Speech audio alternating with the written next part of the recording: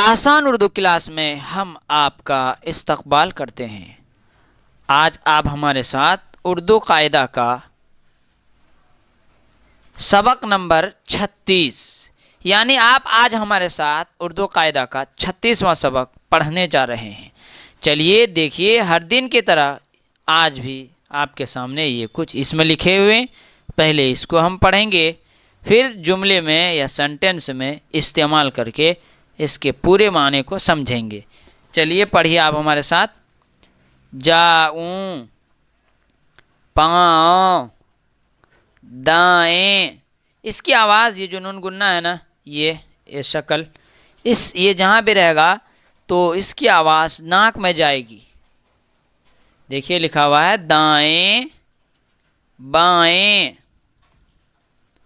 نادان، بازار، لاہور۔ کیا لکھا ہوا ہے؟ لاہور۔ اب دیکھیے یہاں جاؤں لکھا ہوا تھا، یہاں پاؤں لکھا ہوا تھا، تب اس کو ایک جملے میں استعمال کر رہے ہیں۔ دیکھیے لکھا ہوا ہے کعبے کی طرف پاؤں نہ پھیلا، کعبے کی طرف پاؤں نہ پھیلا، نادان نہ بن، نادان نہ بن، دائیں ہاتھ سے کھاؤ پیو، دائیں ہاتھ سے کھاؤ پیو، میں بازار جاؤں۔ دیکھیے یہاں لکھا ہوا تھا جاؤں، تو اب جاؤں کو کیا ہے جملے میں لا کر کے ایک پورا معنی آ رہا ہے اس کا۔ ابھی جاؤں کا معنی کچھ بھی سمجھ میں نہیں آ رہا تھا، لیکن یہاں لکھا ہوا ہے میں بازار جاؤں۔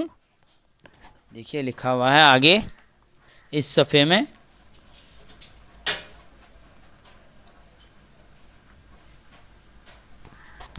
میں بازار جاؤں۔ دیکھیے آگے پڑھیے، یہ قلعیں کہاں سے آئیں، یہ قلعیں کہاں سے آئیں، لاہور سے۔ دیکھیے اور آگے دیکھیے، پڑھیے آپ ہمارے ساتھ،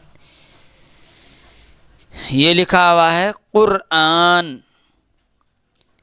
مسواک، تیار، مزدور، مضبوط، نزدیک۔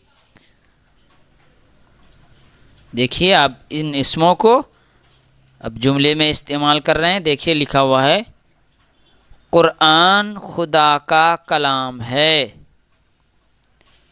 قرآن خدا کا کلام ہے، مسواک کرنے سے دانت صاف اور مضبوط رہتے ہیں، دانت صاف اور مضبوط رہتے ہیں۔ دیکھیے لکھا ہوا ہے